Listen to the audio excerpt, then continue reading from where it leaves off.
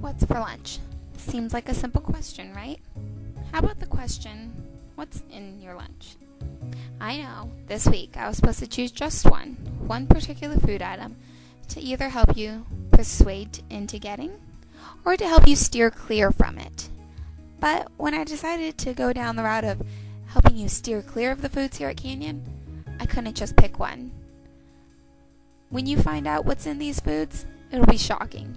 You'll understand why.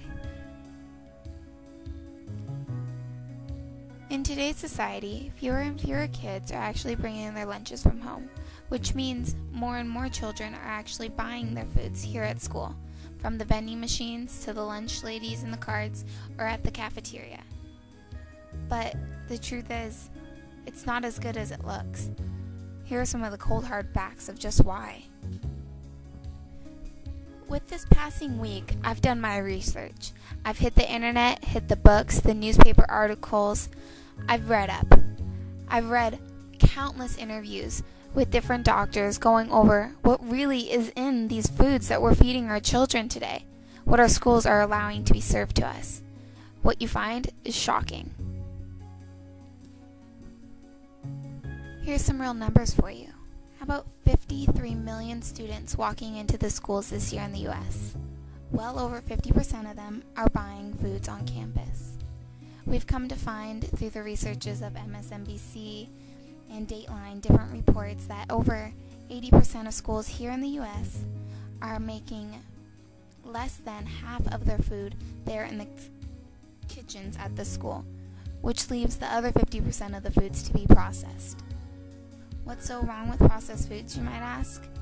Well, with those tasty french fries and, your lukewarm macaroni and cheese, you're also getting something you didn't bargain for. How about trans fat? How about saturated fat? How about large amounts of sodium and sugar in your food? Didn't bargain for that, I guess. But here's the worst of it. The meats that you're getting served, the processed meats, they're the worst. They will give you a high risk of kidney and stomach cancer. Is that real enough for you? When you sit down at the lunch tables with a tray that looks like this, it looks harmless enough, right? You want to see what it really looks like? What's really in those foods? Something as simple as this can turn into something as harmful as this. How about some MSG for you?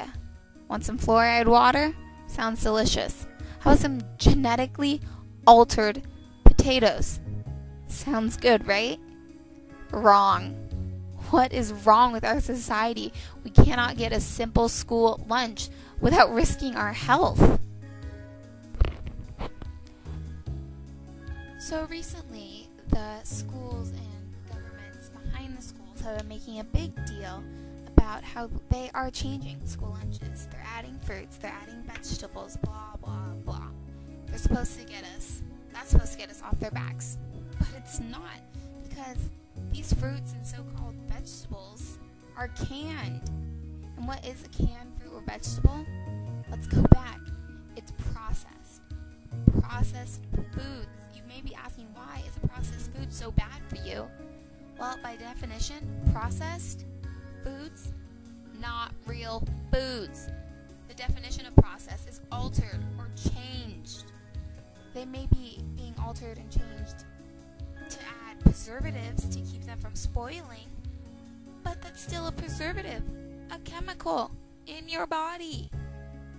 You may not be thinking it's so bad because you're looking at it like this. You're looking at it as corn or peas. How about taking another look at it? Let's look at it like this. Not so appetizing now. Your fruits and vegetables now just became a science experiment. Bon appetit. Now, I'm by no means trying to scare you from eating what's in your food, but you may be scared with the real facts. A recent interview with the Dr. Fred Piscatro, I think I just butchered his name, the author of Feed Your Kids Well, was saying how The trans fats and the hydrogenated oils found in over 42,000 of the processed foods not only raise cholesterol, but contribute to a range of health problems in our children.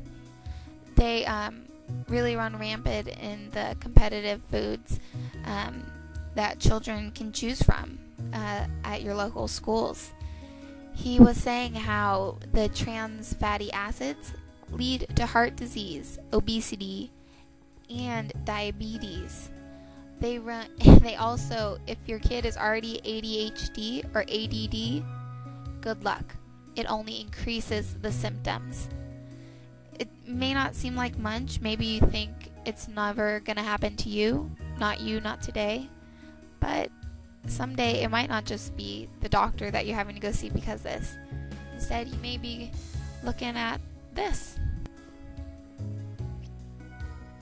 Trust me, you don't want to be seeing that anytime soon. So, the next time you go to eat your lunch, how about asking the question, what's in my lunch? Simple enough.